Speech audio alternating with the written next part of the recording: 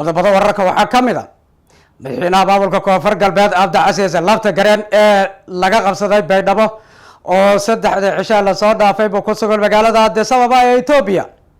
safarkiisa Itoobiya muxuu ku saabsan yahay? golaha wasiirada ee xukuumadda federaalka oo maanta qaranka ku duugay gudoomiyaha rugta ganacsiga ee Soomaaliya. qaar ka mid ah mas'uuliyiinta rugta ganacsiga oo ka hor yimid magacaabista golaha wasiirada gudoomiyaha rugta ganacsiga ee Soomaaliya. qurba joogta beel ka mid ah beelaha Soomaalida oo bayaan degdeg ah soo saaray, sidoo kalena fariin u diray madaxweynaha iyo ra'iisul wasaaraha. wasiirada u magacaabay aadan madoobaha baydhabo la geeyey oo maanta la horgeeyay golaha baarlamaanka kadibna la dhaariyay. u diyaar garooba qodobadaas oo faahfaahsan. aan ku bilaabay ee magaalada baydhabo ee gobolka Baay. maanta aadan maxamed nuur madoobe wuxuu golihiisa wasiirada u dhowaan u magacaabay uu horgeeyay baarlamaanka, dabadeedna qalinka ayay ku duugeen ee baarlamaankaas isla maantaba waa la dhaariyay golaha wasiirada. hadda wixii ka dambeeya waxay geli doonaan shaqadooda golahaasi wasiirada ee aadan madoobe dhowaan uu soo magacaabay baarlamaankan ay ansixiyeen.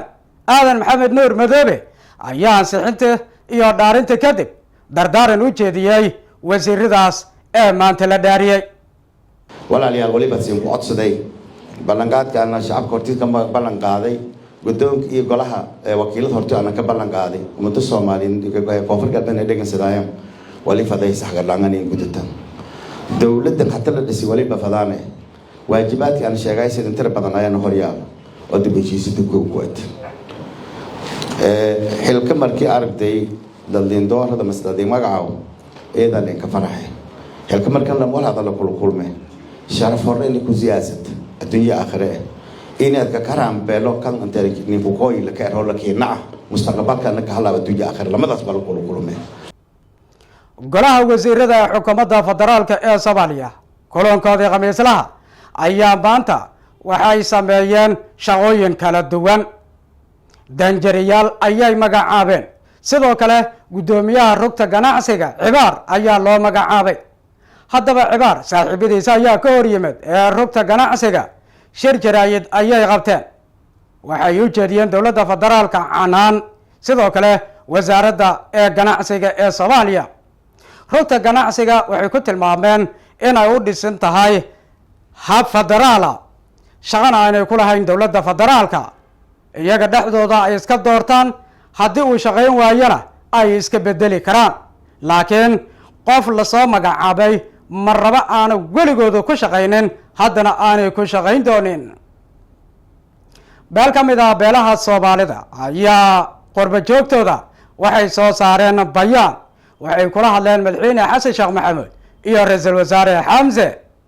bayaan ka soo baxay qurba joogta beesha Biimaal ayaa wuxuu u qornaa sida tan: ku socota madaxweynaha jamhuuriyadda federaalka ee Soomaaliya mudane xasan sheekh maxamuud, ku socota ra'iisul wasaaraha dowladda federaalka ee Soomaaliya iyo dhammaan hay-adaha ay khusayso bayaankan. annagoo ah baa la yiri qurba joogta beesha Biimaal waxaana si weyn ugu walaacsannahay xaaladda siyaasadeed, matalaadda iyo xuquuqda beesha Biimaal ee ka jirta koonfur galbeed ee Soomaaliya. waxaan aaminsanahay in cadaaladda, sinaanta iyo matalaadda saxda ahi ay yihiin tiirka lagu dhisay dowladnimada waarta. sidaa darteed waxaan aragnaa in laga maarmaan ay tahay in dib loo eego habka awood qaybsiga iyo matalaadda beesha Biimaal. waxaan caddaynaynaa in beesha Biimaal ay tan iyo markii la dhisay maamulka koonfur galbeed mar waliba mudnaanta siisay ilaalinta wadajirka, nabadda, walaalnimada iyo wada noolaanshaha bulshada deegaanadaasi ku nool. beeshu waxay ahayd qayb ka mid ah aas-aaska maamulka, iyadoo rumaysnayd in maamulkaasi noqdo mid ay si siman u wada leeyihiin dhammaan beelaha dega koonfur galbeed. hase yeeshee sida ay qabaan dadka bayaankani soo saaray, beesha Biimaal ma aysan helin saamigii siyaasadeed iyo awood qaybsigii ay xaqa u lahayd intii uu jiray maamulka koonfur galbeed. waxay qabaan in dulqaadkii iyo tanaasulkii ay muujisay beeshan aan loogu bedelin cadaalad iyo matalaad dhaba, balse marar badan loola dhaqmay sida dhinacan si buuxda ugu mid ahayn maamulka halkii ay ka ahaan lahayd beel wada dhisatay ee maamulkaas. waxaan sidoo kale caddaynaynaa in dad badan oo ka tirsan bulshada biimaal ay qabaan in shakhsiyaad ay ka mid yihiin ibraahim cali xaaji, cabdulaahi abshirow, cabdalle xuseen iyo xuseen cali xaaji aysan metelin rabitaanka iyo aragtida guud ee beesha biimaal. sida ay qabaan dadka cabashadaani qaba, muddo dheer waxaa jiray khilaaf ku saabsan kaalintooda iyo matalaadooda. sidaa darteed waxaan ku baaqaynaa in matalaadda beesha biimaal lagu saleeyo rabitaanka shacabka iyo hanaanka cadaaladda ah oo dahfuran. sida ay qabaan dadka bayaankani soo saaray, xaaladaasi waxay keentay in kalsoonidii beesha biimaal ay ku qabtay maamulka koonfur galbeed ay si weyn u wiiqanto. sidaa darteed waxay sheegayaan in beeshu ay qabto mowqifkeeda siyaasadeed ee ah in ay dib u qiimeyso xiriirka ay la leedahay maamulka koonfur galbeed ilaa laga helayo hanaan xaqiijinaya cadaaladda, awood qaybsiga loo siman yahay iyo matalaad dhaba. waxaan dowladda federaalka ee soomaaliya ugu baaqaynaa: 1. in dib u eegis lagu sameeyo habka awood qaybsiga iyo matalaadda beesha biimaal. 2. in la xaqiijiyo in beesha biimaal hesho saamigeeda siyaasadeed ku waafaqsan kaalintooda iyo xuquuqdeeda. 3. in dowladda ay la tashato dadka bulshada biimaal si dhab ah u aqoonsan tahay ayna matelaan rabitaankooda. 4. in la joojiyo wax kasta oo hurinaya kala qaybsanaanta bulshada, lana dhiirigeliyo hanaanka ku dhisan cadaaladda, wada tashi iyo isla xisaabtan. 5.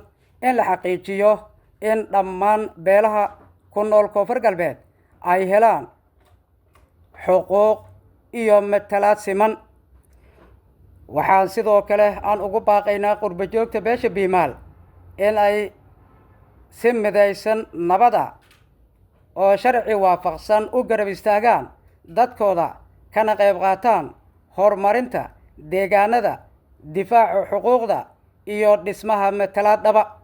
ugu dambeyn, waxaan madaxweynaha jamhuuriyadda federaalka ee soomaaliya mudane xasan sheekh maxamuud ka codsanaynaa inuu si gaar ah u dhegaysto cabashooyinka beesha biimaal, islamarkaana uu qaado tallaabooyin lagu xaqiijinayo cadaaladda, matalaad sax ah iyo awood qaybsi loo siman yahay. waxaan aaminsannahay in xal waara laga gaari karo oo keliya markii dhammaan bulshada soomaaliyeed ay helaan xuquuqda dastuuriga ah iyo matalaad ay ku qanacsan yihiin. beesha biimaal waxay mudan tahay cadaalad, matalaad dhaba, sharaf, qiyam, karaamo sida ay u leeyihiin dhammaan bulshada soomaaliyeed. guul soomaaliya, guul beesha biimaal. haddaba bayaankan waxaa soo saaray dad fara badan, waxaase ka mid ah ee dadka soo saaray guddoomiye doctor cumar sheekh cusmaan iyo guddoomiye ku-xigeen axmed sheekh cabdi wahaab. magaalada addis ababa ee xarunta dalka etoobiya waxaa 3dii cisho lasoo dhaafay ku sugan madaxweynaha maamulka koonfur galbeed cabdicasiis laftagareen ee laga eryaday baydhabo. safarka cabdicasiis laftagareen, xog telefishinka danan uu ka helay, wuxuu sheegayaa in istaraatiijiyadii dagaal ee baydhabo ay wax badani ka bedeli doonaan. laftagareen iyo ciidankiisa hadda waxay qorsheynayaan in ay la wareegaan degmooyin ka kala tirsan gobolada Bay iyo Bokool, degmooyin istaraatiiji ah, halbowlo weyn u noqonaysa cabdicasiis laftagareen iyo ciidankiisa ayay hadda qorsheynayaan sidii ay gacanta ugu dhigi lahaayeen. kadibna saldhigyo ayay u noqon doontaa degmooyinkaas. intaasi wixii ka dambeeyana waxay u tabaabushaysan doonaan sidii ay u qaban lahaayeen baydhabo iyo burhakaba. xalay ugu dambeysay baydhabo dagaal ayaa ka dhacay oo sababay dhimasho iyo dhaawac kadib markii garabka taageersan ama taabacsan cabdicasiis laftagareen weerar ay ku qaadeen dhinacyadii la wareegay baydhabo ciidamadooda. dhimasho iyo dhaawac fara badan ayaa labada dhinacba lagu soo waramayaa inay kala gaartay. xaafadaha lagu dagaalamay waxaa ka mid ah faraska iyo sidoo kale xaafadda la yidhaahdo mursal. baydhabo hadda xaaladeedu way degan tahay kadib dagaalkaas ee halkaasi ka dhacay. nalooma sheegin bulshada inay waxyeello soo gaartay. waa ku mahadsantihiin daawashada warkayga ee telefishinka danan aan u mahad celiyo dhinaca kaamirada iyo farsamadaba maxamed jamaal cabdi. warka xigintaynu ku wada kulmayno. nabadgelyo. Welcome to Minnesota. haddii aad sideedoo kaleeto socodkaagu u badan yahay safarkaagu waxaad u isticmaali kartaa abka dahabshiil. faamilkaaguna waxay lacagta ku helayaan daqiiqada gudahood. lacagta ugu horreysa ood ku dirtana waa free.